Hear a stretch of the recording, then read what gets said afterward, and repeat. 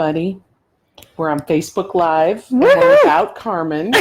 She's with family. Mhm. So bear with us as we try to discuss Genesis chapter 8 and 9 with you.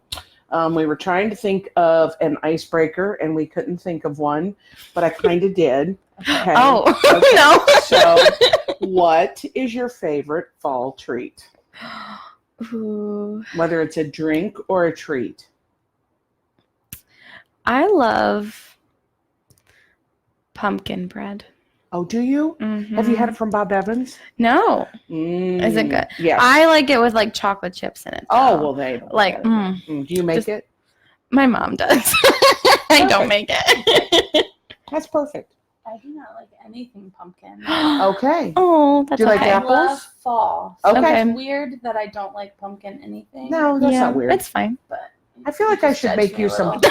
pumpkin drop cookies that are so tasty and moist. I feel like Oh, I should yeah. make you some of those. Do you not like pumpkin cookies either? I don't like pumpkin flavor of anything. Oh, okay. Okay. All right. I do Fine. like pumpkin lattes with half of the pumpkin syrup. I don't like Yeah, all that's the good. pumpkin syrup. It's weird. It's weird. Okay. But what I do love is apple pie Ooh, yes. with like walnuts on top. Mm. Warm. Yum. Okay. That was a very good icebreaker. What about Okay, you? girls. I said I like pumpkin spice lattes with pumpkin half spice the syrup. And I have two pumpkin things that I have recipes for that are really good. I have this pumpkin bar cookie with cream cheese frosting.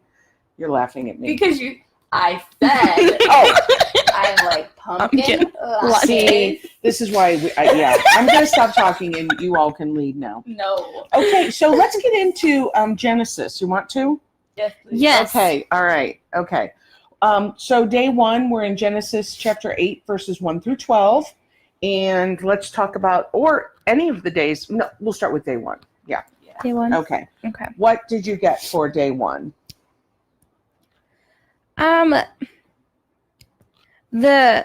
One of the things that I observed was that Noah used both a raven and a dove. Yes. And I thought that, I don't know, usually when I think of like Noah's Ark, I always think of the dove bringing back the little olive branch, but I don't really think about the raven at all. And I was like, does that mean anything? Like, why would there be a raven here too? That's a good question. So I don't know.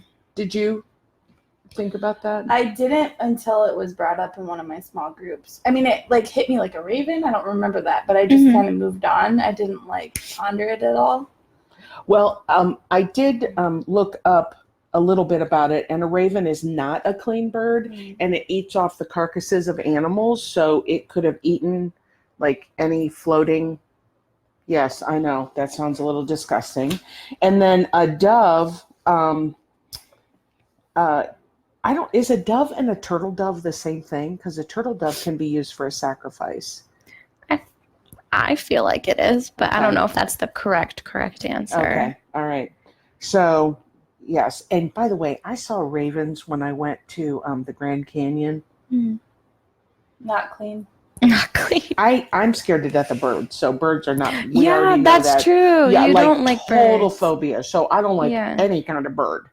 Yeah. No laughing over there. I'm not Um, laughing. I smiled at you. Okay, all I don't right. know. One of the things that, when I saw like the dove, I was reminded of Matthew 3:16 when Jesus is baptized and it Yes. says like his spirit descended like a dove. Yes. So I sort of just interpreted that as like a very peaceful, graceful, more of like Mm-hmm. I don't know. I would think of a dove as being more beautiful than like a raven. Oh yes. Like a little bit more at ease than sending a raven in. But right. I don't know. I don't know if there's like some grand significance to that, but I did think that was interesting that there I was agree with you. 2 of the birds that was used. I thought that God remembered Noah. Noah spent a lot of time building the ark, and then Noah spent a lot of time in the ark, right? Mhm. And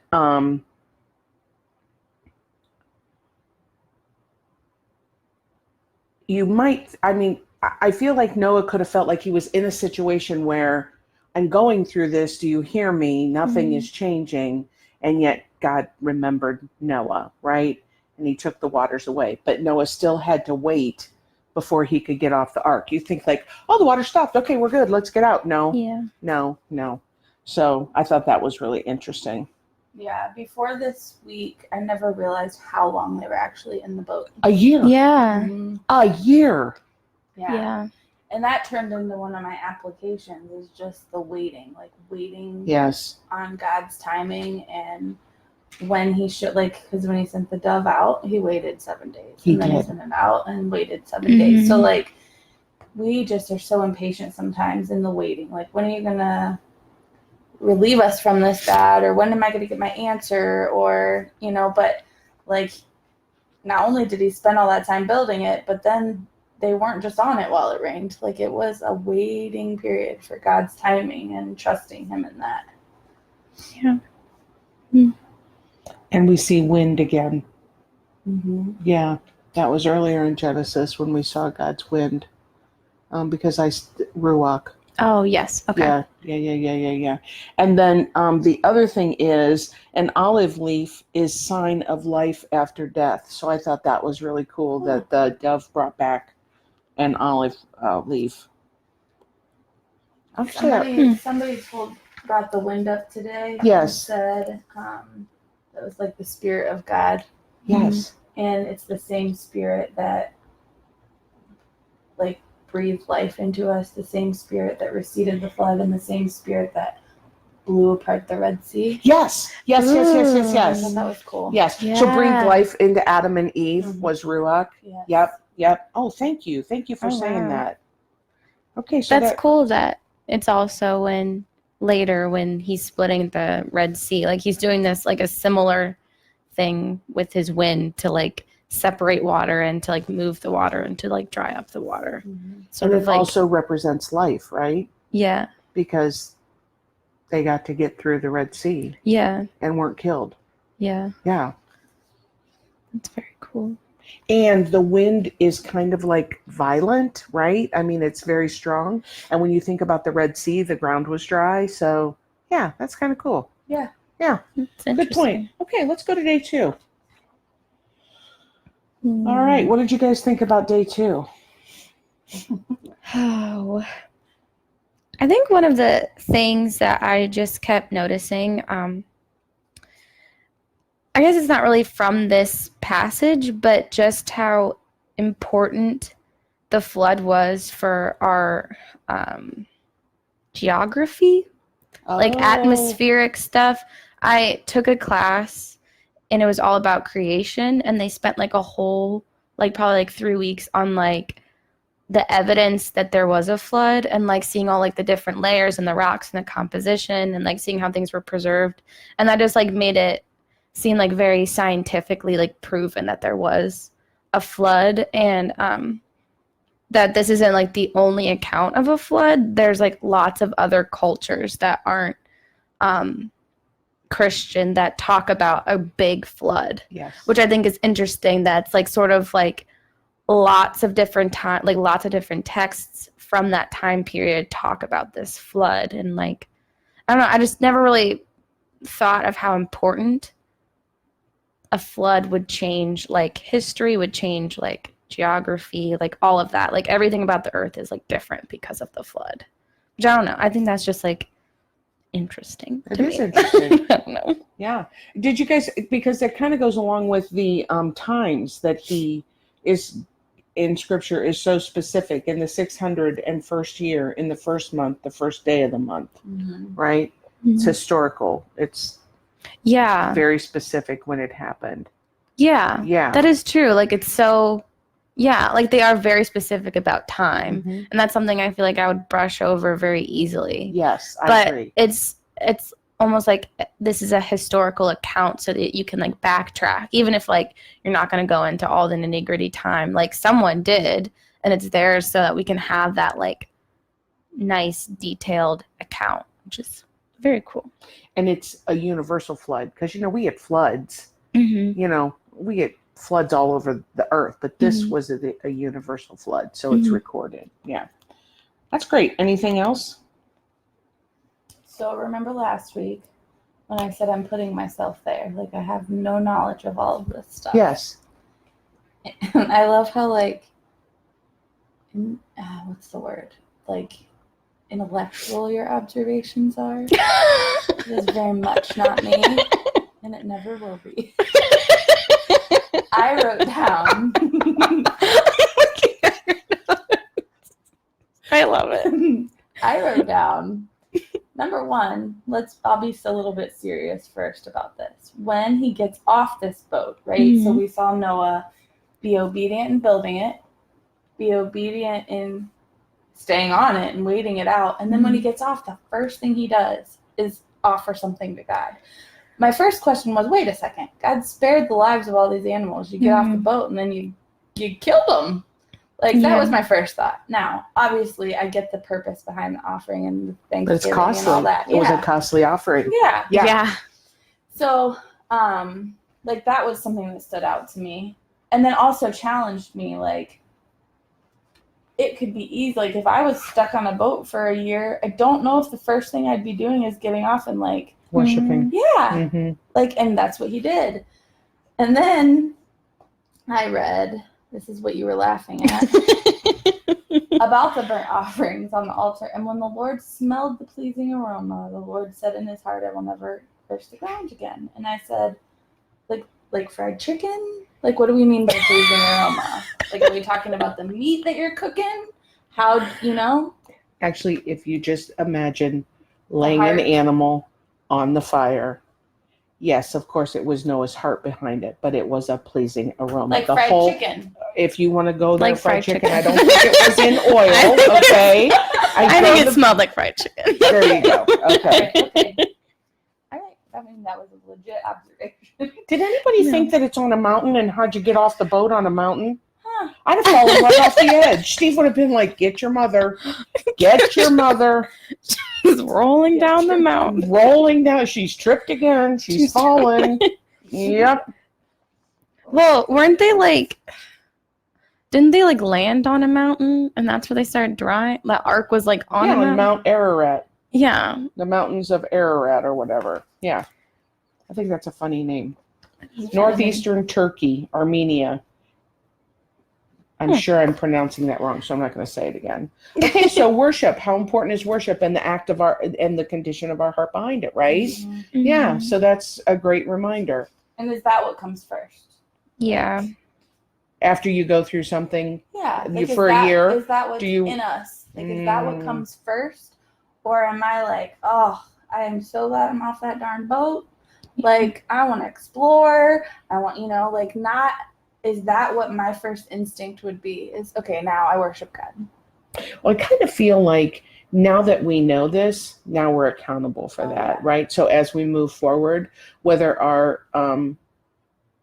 I don't know, would you call this a trial, tribulation, struggle situation, whether it's a day, an hour, a year, 10 years, we know that when we get an answer from the Lord, then worship is huge. Mm-hmm. He Mhm. values that a lot, right? Yeah. Yeah. I always say, check my heart. Mhm. It ain't always so good. How about your hearts? Mm-mm. No. I'm so frustrated with myself. Mm. Yeah. Okay. I'll never be able to make fried chicken away the same way again. There you go. Well, are you gonna offer it as a sacrifice to the Lord? aroma. Like, I mean, I don't know how to do that. Okay. Well, we can't go there because I don't know how to do it either. Okay, so let's go to day 3. Okay, so what did you guys get for day 3? Mm. A lot of it seemed very similar to Adam and Eve. Yes. It seemed like this is a fresh start, and like even how he was like laying out everything, like you can have all the animals to eat, but don't do this. Like don't eat an animal with its lifeblood in it. Like don't eat the lifeblood. I think is what he was trying to But say. you know what made me think of that? Like now, do you know there's things that are made with blood, Yeah, like food? yeah, like Now I don't have to eat it. I was very thankful for that. like blood There's sausage. sausage. In London. they eat those. It's gross. I They didn't eat eat blood it. sausage. Yeah. They also make stuff out of blood sometimes. Oh, cool. Yeah. I mean, I guess it's like a cultural thing, but I But don't God know. says not to do it. So Yeah. the other thing I thought was yeah. interesting was settling of accounts. If you take a man's life, that is looked at very seriously. You know, whoever sheds the blood of man, by man shall his blood be shed, for God made man in his own image. So I thought that was, wow. Yeah. I spent a lot of time looking at the lifeblood thing and the blood because it just seemed very I just don't remember ever reading that. Like Mhm. like the lifeblood and saying how some things blood is like equal to its life and how God told Noah and his family not to eat the blood. But then later on, we see in Mark, like the Last Supper, we see like ultimately communion and wine is like a symbol of Jesus's blood for us. And how, like, in the beginning, right here, he's saying, don't do that. But then he turns it around and not like saying we're drinking Jesus's blood, but it's a symbol of us doing that. So, like, then this, like, they switch the symbol on And us. why do you think they did that? Probably because Jesus is the only sacrifice and the only thing that is acceptable. And he's like, he's our Yeah, life, he's our life. right? Yeah. Yeah. So that's So- really good, Betsy. I don't know. I don't know. It was interesting to me. I thought that was cool. Like little things like that, like looking at Old Testament stuff and seeing how they like a lot, I don't know. I feel like a lot of times in this study so far I've seen like symbols of things or like something shifting with the light of Jesus. Like Jesus changed so much of what things meant and like how we were supposed to do things. And it's just That's why I think, well, that's why we know that people had such a hard time accepting Jesus, right? Mhm. Because they were told, don't eat the blood. And he says, drink this. This Yeah. is my blood. Yeah, and he totally turned things on its head. Right. And he said, you know, I and my Father are one. And that was blasphemy for a Jew to be worshipped, right? So that is interesting, isn't it? Did anybody look up anything on covenant? I did not. Okay, well, I want to tell you that there is a book out there on covenant by Kay Arthur. It took me a year to read it. Covenant is huge, absolutely huge. And a couple things that I do know about this: covenant was used 7 times in this particular passage. The obligation rests on the Lord alone with this covenant. And the Lord's commitment is irreversible. I'm like, okay. And then there's a visual symbol that goes with this covenant, which is the rainbow, right? And this is the first covenant. Yes, correct? Yes. It is. Yeah, because Abraham, I had to go in my head. Yeah. Yeah, it was Adam first, then Noah. Abraham was not before Yeah. them. Yeah, exactly. Yes. Yeah, the first covenant. And so, huge. God's covenants are true. We're never going to have another flood like that flood that we had before. Yeah. Anything else you guys got from that day? I guess going along with the covenant, like he puts the rainbow or the bow in the sky to signify that he's not going to flood the earth again. And I don't know, my question is like, why would this be the first covenant? Like, what's the purpose of this covenant? Oh. And even as I'm thinking about it, it seems like it's, to me at this point right now, I don't know if it's correct. It seems like it's a covenant pushing us to trust and to be at peace. Because I feel like like Noah, I don't know. Like, I feel like if I was like how you normally do when you put yourself in this story, if I just went through all of that, I would be very scared. Like, I would be very nervous. I'd be like, you know, the whole earth was flooded. But then God's like, look, I'm not going to do that again. Like, be at peace. I'm not going to do that again. And every time you see that color in the sky, that's a reminder. That's Yeah. you're right on. I feel like it's another way too of saying like there's still sin. Like, we're still imperfect. And, like, almost like another reassurance, like, you're going to still screw up, but I won't do that this way. You know what I mean? Like, because the sin didn't disappear. Yeah. So Nice. I would be afraid in that regard. Like, if we mess up again, like, what's going to happen if our generation doesn't, like, do things the right way, or, you know. So I think it's just also kind of reassuring, like he's saying, like, things, it's changing a little bit, like the expectation, not the expectation, but I'm not making sense. You are You're making sense. So in the midst of God's mercy, you know, we have this question on page 145, what's the problem? Sin, right? Yeah. And so how will this problem ultimately be resolved? It says, see Genesis 1:15, it's the light, Jesus, right? So he already had the plan for salvation, right? So we do make mistakes and we are forgiven. And then, I'm sure you guys know this, through which of Noah's sons will Jesus' line come? Isn't it? Wait, I don't know. It's Shem, right? It is Shem. Shem. I thought that was really interesting. Yeah. Japheth, Ham, and Shem is the one that Jesus comes from. So, yeah, that was pretty interesting. So you're absolutely right, Hillary. And that's the beauty that God provides in his plan, because he is merciful. He did make a covenant. He will never do this again. And like you said, Betsy, I totally agree. I never thought about that. But every time the rain would come, you might be like, oh, you know. But to see the rainbow, and the rain stops, to see the rainbow, rest and peace and trust. Yeah. Okay. All right. So now, Hillary, we're going to talk about. I say we skip day 4 and just do like a wrap-up question, because we're at like 20 minutes. We are at 20 minutes, but I think that there's something important about doing day 4. We can do it quickly. All right. Do you want to share what your struggle is with day 4? Do you want me to? We do. Ladies, don't you want to hear what her struggle is? It's very real. Well, my struggle is that I grew up, I've said this a million times, in like a church that was legalistic. Okay. And in my mind, if you screwed up, you would not be okay if you had not repented and something happened to you. And every image that was ever taught to me about Noah or anybody in the Bible, really anybody, was never like the things that were at fault in them. And so when I started studying on my own later in life and realized that Noah got drunk and naked, I was like, excuse me, what?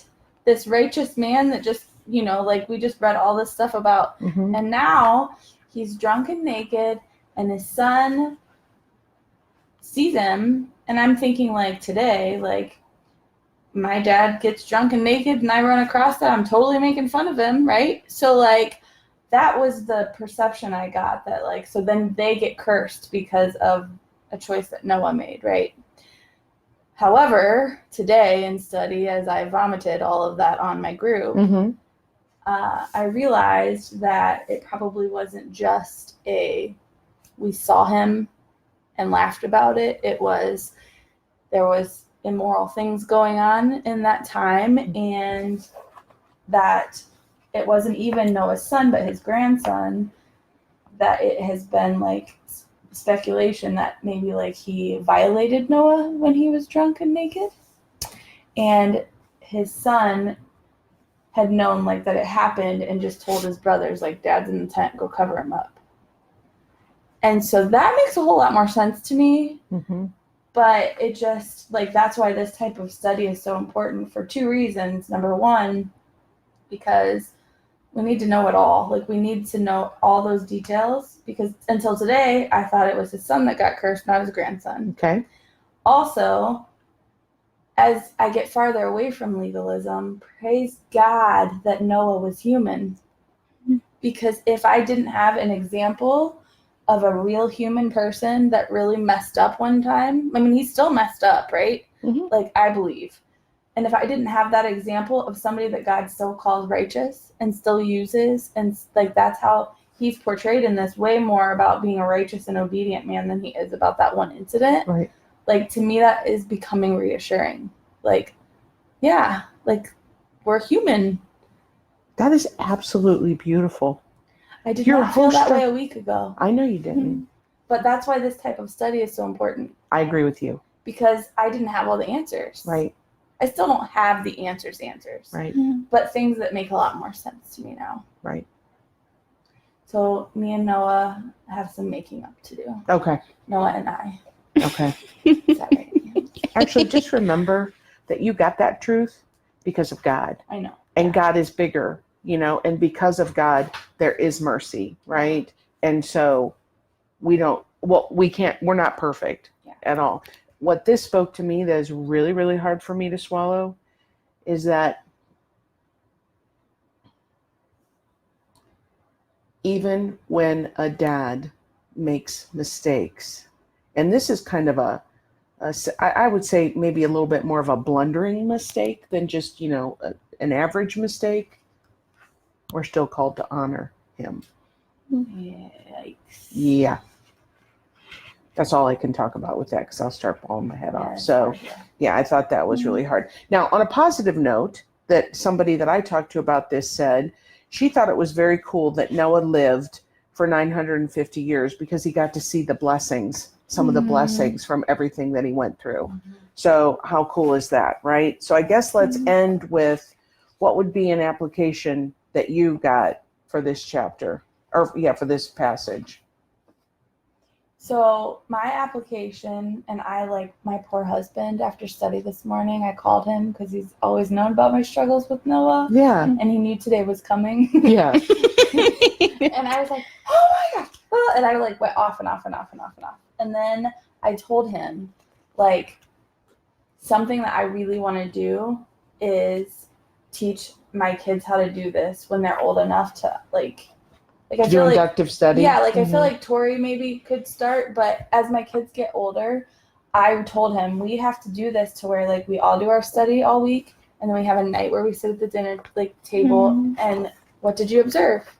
What did you because it will be so rich. Like I feel like it will bond us in a way, and it will teach them things that that they need to know. But also, like, I never thought it was okay to look at the Bible and go, huh? Oh. Like, what the actual heck did I just read? Right. And I think it's important for them to know that that's okay. Like, that's what we're supposed to do. And so that's my application, is my poor children get to know all the nitty gritty way before I did. Okay. Not going to tell Hudson about drunk and naked Noah yet, but he's only 3. We'll get there. One day. Go ahead. What about you, Betty? Betty. Just call you Betty. It's all right. Well, hey, Betty, and you have 14 kids, so, we're doing really well. And we do need to wrap this up, so. No, I'm not saying that just for you to hurry. I think, like, overall, we talked about it already, but just, like, how much time passed and how much waiting Noah did, I think that's just, like, a big thing of being steadfast and patient and waiting for God, I think, is a big application that I can be doing in my own life. Just being patient with a good attitude.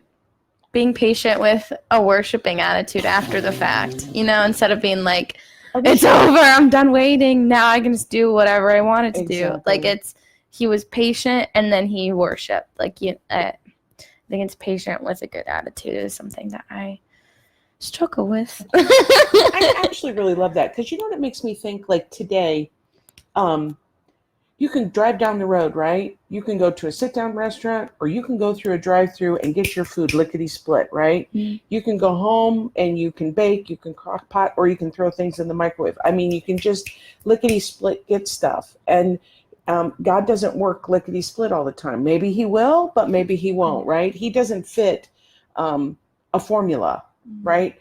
He fits truth, justice, mercy, grace, love, all of those things, which allows us to hear about stories like people like Noah and be encouraged, because we make mistakes, and God calls us in Matthew 6:33 to seek him first, right? And all his righteousness, all these things will be added. So, yeah, I think it's been a good discussion. If you guys have something that you want to comment, or something that maybe you have some insight on, we would love to hear from you.